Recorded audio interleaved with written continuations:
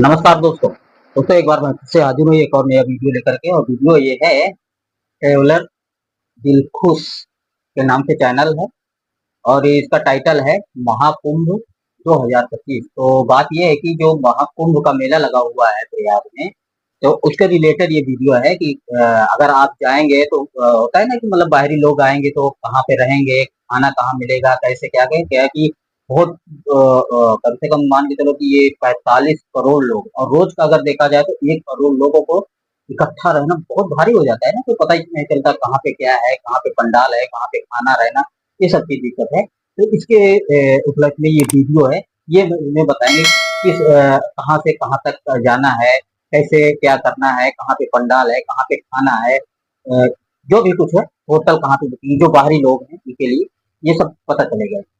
चलो दोस्तों देखते हैं वीडियो, मिलते हैं। पर आपको 3 से 4 करोड़ लोग देखने को मिल सकते हैं और इतने सारे श्रद्धालुओं के लिए महाकुंभ मेला क्षेत्र को 25 अलग अलग सेक्टर्स में बांटा गया है और इतने सारे लोग एक ही जगह पर गंगा स्नान तो नहीं कर पाएंगे, इसलिए 7 पक्के स्नान घाट भी बनाए गए हैं। और साथ ही कुंभ मेले का क्षेत्रफल 3200 हेक्टेयर से बढ़ाकर 4000 हेक्टेयर किया गया है, जहां पर कल्पवासियों के लिए तंबू बने हुए हैं और यहां पर मेले के दौरान कई कथावाचक मौजूद होंगे जो कि कथा करेंगे। उनके लिए पंडाल बने हुए रहेंगे, लोगों के खाने पीने, सोने और शौचालय की व्यवस्था भी रहेगी और बहुत सारी चीजों की फ्री सेवा रहेगी।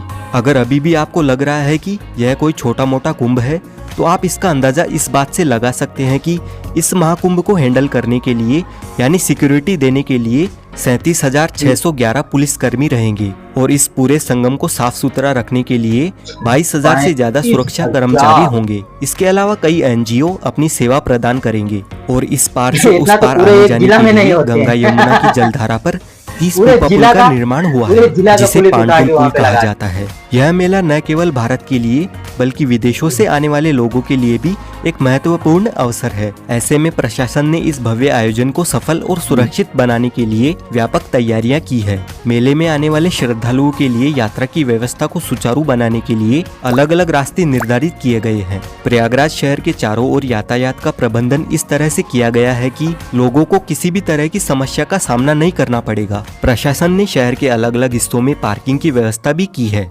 ताकि श्रद्धालु अपनी गाड़ियों को सुरक्षित स्थान पर रख सके। विशेष रूप से पीक डेज यानी शाही स्नान वाले दिनों में जब सबसे ज्यादा भीड़ रहेगी, तब श्रद्धालुओं को केवल 1 से 5 किलोमीटर तक पैदल चलना होगा और बाकी अन्य दिनों में आपको सिर्फ 1 किलोमीटर से ज्यादा पैदल नहीं चलना पड़ेगा। और सिर्फ महाकुंभ में आने वाले लोगों के लिए पूरे देश भर से 3000 से स्पेशल ट्रेन सहित 13,000 से ज्यादा ट्रेन चलाई जाएगी और ट्रेन के साथ ही प्रयागराज में 7,000 बस भी महाकुंभ के लिए चलेगी। इससे कुंभ में आने जाने के लिए आपको कोई भी समस्या नहीं आएगी। अब बात कर लेते हैं प्रयागराज कैसे पहुंचा जाए। देखिए, प्रयागराज में काफी सारे रेलवे स्टेशंस बने हुए हैं, जैसे Prayagraj junction, Prayagraj Rambagh, Prayag Sangam, Naini junction, Prayag Chheoki junction, Daraganj, Subedarganj, Bamrauli, Phaphamau junction और झूसी। अगर आपके यहाँ से इन रेलवे स्टेशन तक ट्रेन आती है तो आप इनमें से कहीं पर भी आ सकते हैं, जो कि त्रिवेणी संगम से 7 से 8 किलोमीटर के डिस्टेंस पर ही है।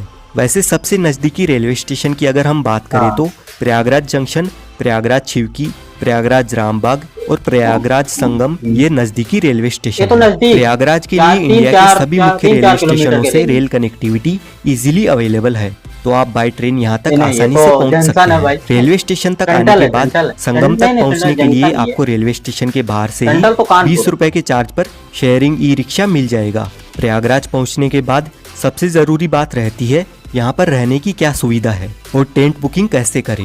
तो अगर आप टेंट बुकिंग करना चाहते हैं तो आप ऑनलाइन इन 6 में से किसी भी एक वेबसाइट पर जाकर बुकिंग कर सकते हैं। सिर्फ इन 6 कंपनियों को ही यूपी सरकार की ओर से महाकुंभ में टेंट लगाने का टेंडर मिला है, तो आप गूगल पर किसी भी अन्य वेबसाइट से टेंट बुक ना करें। इसके अलावा आप अपनी सुविधा के अनुसार IRCTC के टेंट भी बुक कर सकते हैं। इन टेंट सिटी में टेंट बुकिंग के लिए आपको एक से बढ़कर एक पैकेज मिल जाएंगे। अगर आपका बजट अच्छा खासा है तो आप कोई भी पैकेज सिलेक्ट कर सकते हैं, जिसमें आपको रेलवे स्टेशन से या एयरपोर्ट से पिकअप और ड्रॉप की फैसिलिटीज के साथ ही लंच डिनर तक की फैसिलिटीज भी मिल जाती है।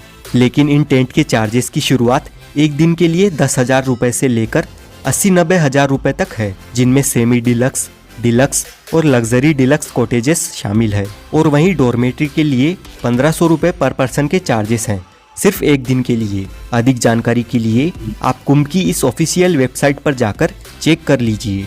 वहीं अगर आप होटल में रुकने का प्लान बनाते हैं तो गूगल पर अलग अलग वेबसाइट है जहां से आप ऑनलाइन होटल बुकिंग भी कर सकते हैं। अगर आपका बजट टेंट या महंगी होटल बुक करने का नहीं है तो प्रयागराज में काफ़ी सारी सस्ती और अच्छी धर्मशालाएं भी बनी हुई है। इनमें भी आप अपने रहने की सुविधा का बंदोबस्त कर सकते हैं। और ये सारी सस्ती और अच्छी धर्मशालाएं भी बनी हुई है, इनमें भी आप अपने रहने की सुविधा का बंदोबस्त कर सकते हैं। और ये धर्मशालाएं संगम के नज़दीक में ही स्थित है, तो आपको और भी सुविधा मिल जाएगी। और अगर आपका बजट बिल्कुल भी नहीं है या आपको रूम अवेलेबल नहीं मिलता है तो आप बिल्कुल भी निराश ना रहे। यहाँ पर प्रशासन की ओर से महाकुंभ में अलग अलग जगहों पर ट्रेन बसेरा शिविर की सुविधा भी उपलब्ध रहती है, जहाँ पर आप सिर्फ अपना आधार कार्ड दिखा करके बिल्कुल निशुल्क फ्री में आराम से रह सकते हैं। और अगर आप मेला परिसर में टेंट में रहना चाहते हैं और कल्पवास करना चाहते हैं तो आप यहाँ डायरेक्ट पहुँचकर किसी पंडित से जिन्होंने यहाँ पर टेंट लगाया है उनसे बात कर सकते हैं। और जो भी वह अमाउंट मांगेंगे, अगर आपके बजट में हो तो आप उस हिसाब से अपना बंदोबस्त कर सकते हैं। बस आप कोशिश करें कि संगम के आसपास ही टेंट बुकिंग करें या होटल बुकिंग करें। और अगर त्रिवेणी संगम के पास आपकी टेंट बुकिंग नहीं हो पाती है तो आप होटल सिर्फ रामबाग या रेलवे स्टेशन रोड पर ही लेना, क्योंकि जितनी भी टूरिस्ट प्लेसेस है वो सभी रामबाग से 2 से 4 किलोमीटर के डिस्टेंस पर ही स्थित है। और यहाँ पर आपको सिर्फ 1000 से 2000 रुपए तक बढ़िया होटल मिल जाएगा।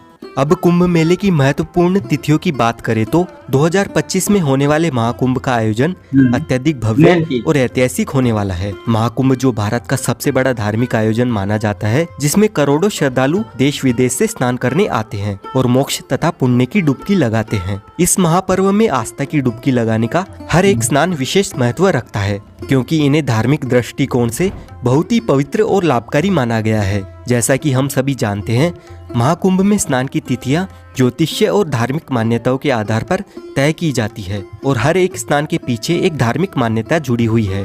पौष पूर्णिमा 13 जनवरी 2025 को महाकुंभ का आगाज होगा। अगले दिन मकर संक्रांति 14 जनवरी 2025 को होने वाला यह स्नान महाकुंभ का पहला प्रमुख स्नान माना जाता है। इस दिन गंगा, यमुना और सरस्वती के संगम में स्नान करना अत्यधिक पुण्यकारी होगा। फिर मौनी अमावस्या यानी 29 जनवरी 2025 को महाकुंभ का सबसे महत्वपूर्ण स्नान है। इस दिन गंगा, यमुना और सरस्वती के संगम में स्नान करना अत्यधिक पुण्यकारी होगा, जब सबसे ज्यादा श्रद्धालु पवित्र संगम में डुबकी लगाते हैं। और मौन रहकर इस दिन स्नान करने से कहते हैं कि मानसिक शांति और मोक्ष की प्राप्ति होती है। उसके बाद 3 फरवरी 2025 को होगा बसंत पंचमी का दिन, और इस दिन का स्नान खास तौर पर ज्ञान और बुद्धि की देवी माँ सरस्वती को समर्पित होता है। वहीं माघ पूर्णिमा 12 फरवरी 2025 के दिन संगम में स्नान करने पर व्यक्ति को जीवन में पूर्णता और शांति की प्राप्ति मिलने वाली है। आखिर में महाशिवरात्रि का पर्व 26 फरवरी 2025 को होगा और ये दिन भगवान शिव की आराधना के लिए बहुत ही महत्वपूर्ण माना जाता है। और इसी स्नान के साथ कुंभ का समापन भी हो जाएगा। एक बात का आप ध्यान रखें कि जब भी जिस दिन शाही स्नान होता है उससे एक दिन पहले सारे प्राइवेट और पब्लिक व्हीकल की एंट्री बंद हो जाती है। तो अगर आप शाही स्नान के पर्व पर कुंभ में आना चाहते हैं तो ध्यान रखिएगा कि आपको एटलीस्ट किसी भी एक शाही स्नान के दिन से 2 दिन पहले पहुंचना होगा। सपोज अगर आप 14 जनवरी को स्नान करना चाहते हैं तो आप एटलीस्ट 12 जनवरी को मॉर्निंग में या आफ्टरनून तक यहाँ पर पहुँच जाए, ताकि आप अपने व्हीकल से या पब्लिक व्हीकल से महाकुंभ मेला परिसर तक पहुँच सके। अब आपको कुंभ की विशेष तिथियों और स्नान पर्व के बारे में तो पता चल गया, लेकिन ये कुंभ लगाया क्यों जाता है, इसके पीछे की कहानी क्या है, आइए जानते हैं। हमारे देश की आबादी। तो चलो दोस्तों, वीडियो क्या है कि वीडियो लेंथ में ज्यादा हो रहा है, तो इसका वैसे तो सबको मैं सनातन धर्म में सबको पता रहता है क्या है, क्योंकि ये समुद्र मंथन के उसमें हुआ था। जब समुद्र मंथन हुआ था तब इसमें अमृत निकला था, और अमृत को पाने के लिए इनसे 12 दिन के लिए लड़ाई हुई थी, मतलब दानों और देवताओं में 12 दिन लड़ाई थी। 12 दिन में ये लोग भागते रहे एक दूसरे के पीछे। तो क्या होता है कि इसमें ब्रह्मांड में जहाँ पे ये सब हुआ था वो 12 दिन हुआ था। तो यहाँ का होता है धरती का 12 साल, मतलब यहाँ का 1 साल वहाँ का 1 दिन के हिसाब से होता है। इसके लिए यहाँ पे 12 साल में 12 साल बाद ये परवाता है, मेला लगाया जाता है। तो उसमें ये कहा जाता है कि इसमें से जो घड़ा कुंभ, कुंभ का मतलब होता है घड़ा, जो घड़ा होता है, घड़ा को संस्कृत में कुंभ कहा जाता है। तो इसके लिए बोला है कुंभ मेला। तो उस कुंभ से कलश से, जो घड़ा से वो शायद एक या दो बूंद इसमें गिर गए थे संगम में, यहाँ पे इलाहाबाद में, इलाहाबाद मतलब प्रयागराज में ये गिर गया था, दो बूंद, एक या दो बूंद। तो क्या होता है कि इसमें ये माना जाता है कि एक बूंद गिरने की वजह से पूरे गंगा, यमुना और सरस्वती जो तीनों नदियां हैं, ये सब में पूरे, मतलब जाहिर सी बात है, एक बूंद अगर अमृत का अगर नई किसी नदी में गिर जाए तो जाहिर सी बात ये मान लिया जाता है कि पूरी नदी ऐसा हो गया है, माना ऐसा जाता है। तो क्या होगा क्या नहीं होगा, इस वजह से हर 12 साल के बाद ये पर्व आता है और मेला लगता है। इस इसकी मेन कहानी यहाँ से है। तो इसके लिए मेला लगाया जाता है 12 साल बाद। तो चलो दोस्तों, अब यहीं पे वीडियो हम खत्म करेंगे, और आगे का तो आप लोग जानते ही हैं। और जो नए हैं वो लोग चैनल को आप जरूर सब्सक्राइब कर लीजिए, और इनके भी चैनल को आप लोग जरूर से जरूर सब्सक्राइब कर लीजिए, ताकि आने वाली वीडियो आप तक तुरंत पहुंचा करे। बेल आइकन जरूर प्रेस कर लीजिए। मिलते हैं एक और नए वीडियो में, तब तक के लिए जय हिंद।